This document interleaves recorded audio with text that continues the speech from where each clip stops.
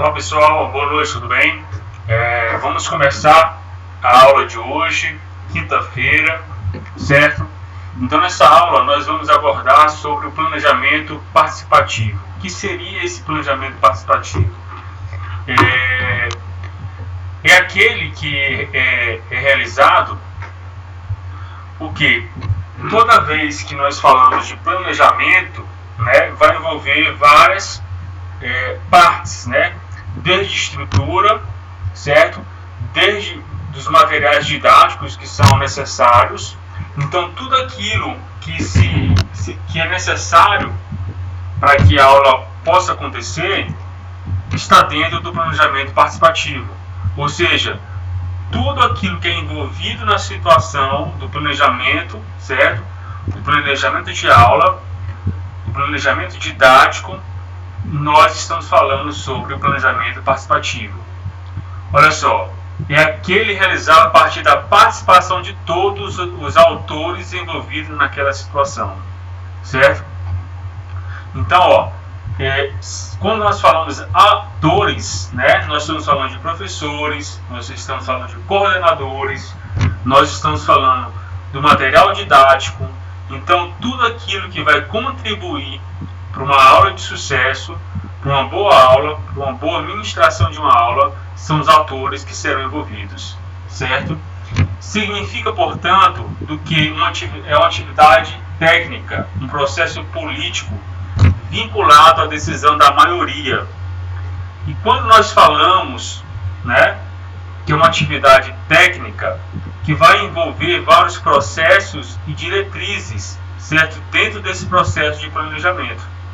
Não é simplesmente chegar no grupo, né, dos responsáveis em planejar aquela aula e falar assim, eu acho que é melhor que a gente faça dessa forma. Não.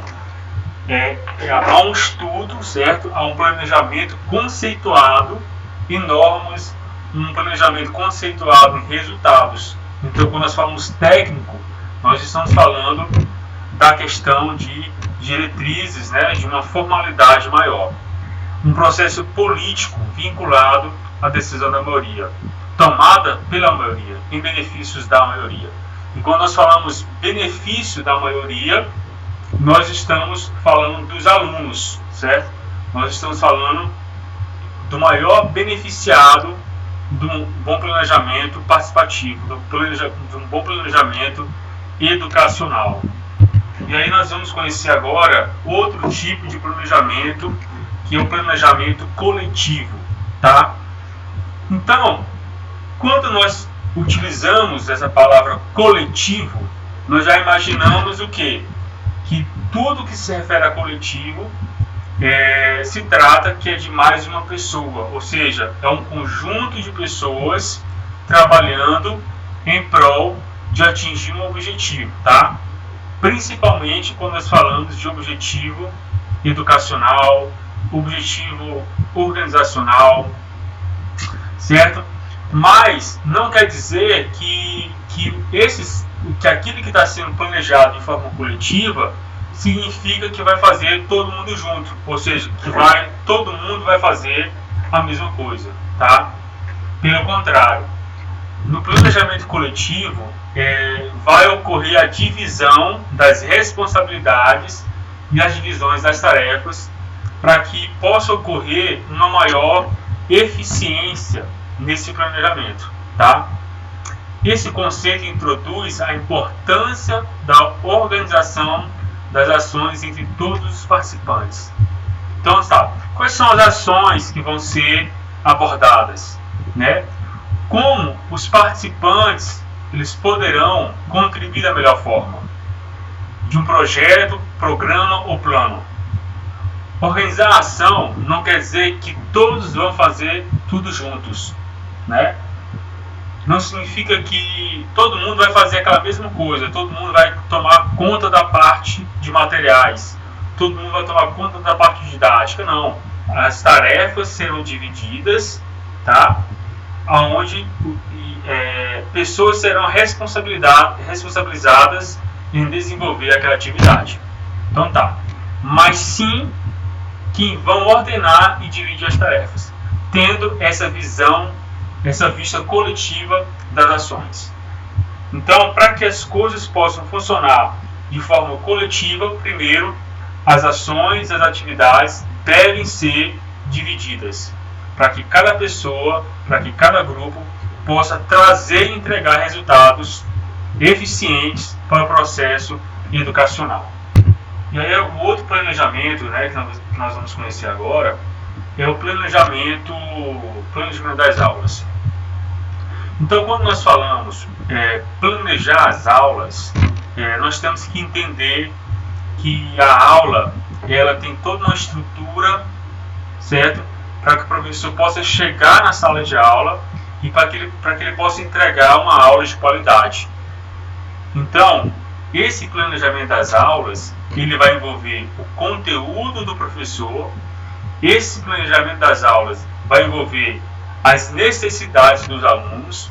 Então, ocorre essa interação entre interesse e o conhecimento, certo? Então, o professor que vai elaborar a sua aula, ele tem que saber quais são os conteúdos que aquela aula precisa.